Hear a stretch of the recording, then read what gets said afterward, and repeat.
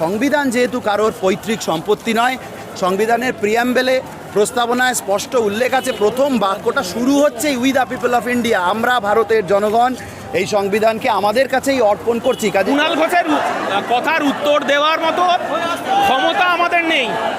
একজন 3 বছর আসামি, 3 বছরের জেল খাটা আসামি, তার কথার উত্তর দিতে হবে।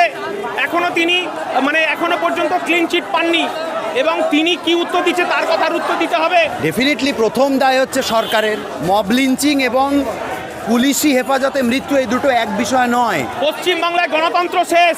পশ্চিমবাংলায় বিরোধী কণ্ঠকে রোধ করার জন্য মাননীয় মুখ্যমন্ত্রী, পুলিশ মন্ত্রী এই রাজ্যের গণতন্ত্রকে হত্যা করছে। এই রাজ্যের গরিব খেটে খাওয়া শ্রমজীবী মানুষের কণ্ঠরোধ করা হচ্ছে। এই রাজ্যের গরিব খেটে খাওয়া শ্রমজীবী মানুষ যারা ফুটপাতে ছিল তাদের পুনর্বাসন ছাড়াই তাদেরকে তাড়িয়ে দেওয়া হলো। পুলিশি হেফাজতে মৃত্যু হচ্ছে সমাজের জঘন্যতম অপরাধ।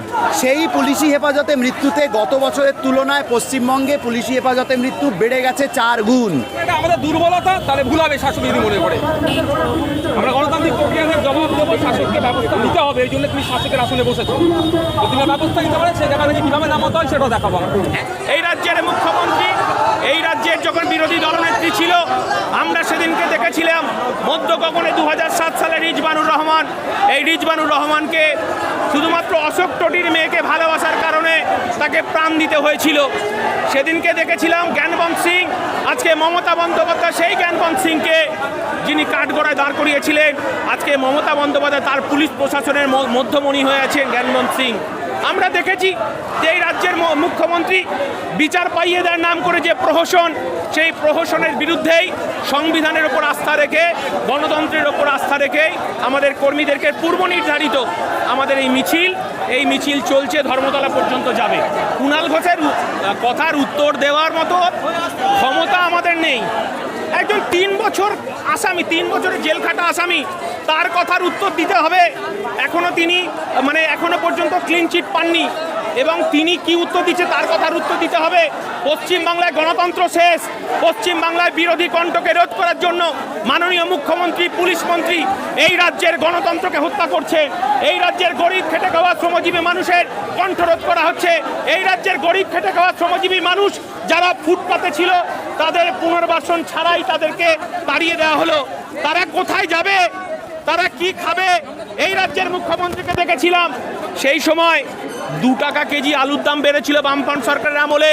মাননীয় মুখ্যমন্ত্রী ধর্মতলায় মিছিল করেছিলেন, এত দাম খাবো কি? আজকে রাজ্যের দ্রব্যমূল্য বৃদ্ধি, নিত্য প্রয়োজনীয় জিনিস আলু আজকে 40 টাকা।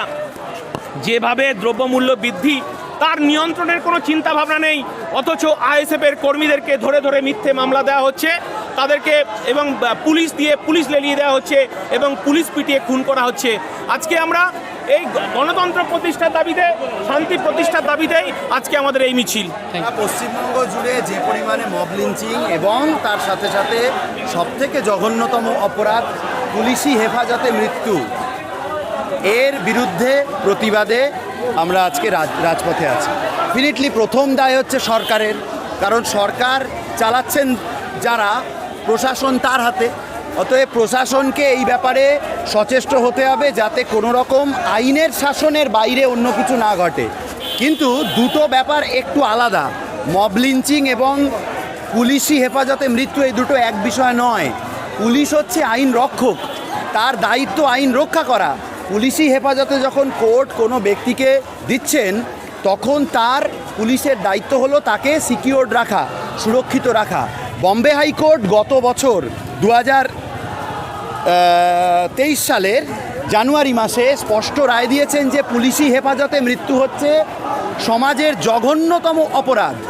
সেই পুলিশি হেফাজতে মৃত্যুতে গত বছরের তুলনায় পশ্চিমবঙ্গে পুলিশি হেফাজতে মৃত্যু বেড়ে গেছে 4 গুণ। অতএব এই জঘন্যতম অপরাধ পশ্চিমবঙ্গে চলতে দেওয়া যাবে না। আর পুলিশ যদি আইন ভাঙে তাহলে সাধারণ মানুষ ভাঙবে, গণপিটুনি বাড়বে। অতএব গণপিটুনির আগেও তার চেয়েও বড় অপরাধ পুলিশের। পুলিশ যতক্ষণ না পর্যন্ত আইন নিজের হাতে না তুলে আইন রক্ষকের ভূমিকা না নিচ্ছে ততক্ষণ পর্যন্ত সমাজে শৃঙ্খলা আসতে পারে না। দোষীরা শাস্তি পাচ্ছে না, তার কারণ যারা পিটিয়ে হত্যা করছেন তারা ডেফিনেটলি ক্ষমতার বৃত্তে আছেন।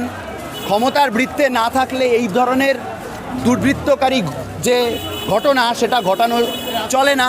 ক্ষমতার বৃত্তে আছেন, প্রশাসনকে সাথে নিয়ে প্রশাসন জেনে শুনেও যদি তাদের বিরুদ্ধে অ্যাকশন না নেন তাহলে বুঝতে হবে যে প্রশাসনের তাতে মদত আছে। আর তার চেয়েও বড় কথা আমি আবার বলবো, রিপিট করব, যে পুলিশ নিজে তার কাস্টাডিতে যদি সাধারণ মানুষকে হত্যা করেন, অত্যাচার করেন, পশ্চিমবঙ্গ এই বিষয়ে কাস্টাডিতে খুন এবং অত্যাচারের বিষয়ে সারা ভারতবর্ষের মধ্যে একটা লজ্জাজনক অবস্থানে আছে। বাংলার গণতন্ত্র যদি না উজ্জ্বল হয়, যদি না আইনরক্ষকরা আইন রক্ষার কাজে লিপ্ত না হন, আইন ভাঙতে থাকেন, তাহলে বাংলার জনগণ, সংবিধান যেহেতু কারোর পৈতৃক সম্পত্তি নয়, সংবিধানের প্রিয়াম্বেলে প্রস্তাবনায় স্পষ্ট উল্লেখ আছে, প্রথম বাক্যটা শুরু হচ্ছে we the people of India, আমরা ভারতের জনগণ এই সংবিধানকে আমাদের কাছেই অর্পণ করছি। কাজেই সংবিধান আমার আপনার সকলের। যদি আইনরক্ষকরা শপথ নিয়ে আইন রক্ষা করব বলে আইন ভাঙার কাজে লিপ্ত হন, তাহলে তাদেরকে কি করে আইনের আওতায়, সংবিধানের আওতায় নিয়ে আসতে হয় তা বাংলার জনগণের জানা আছে।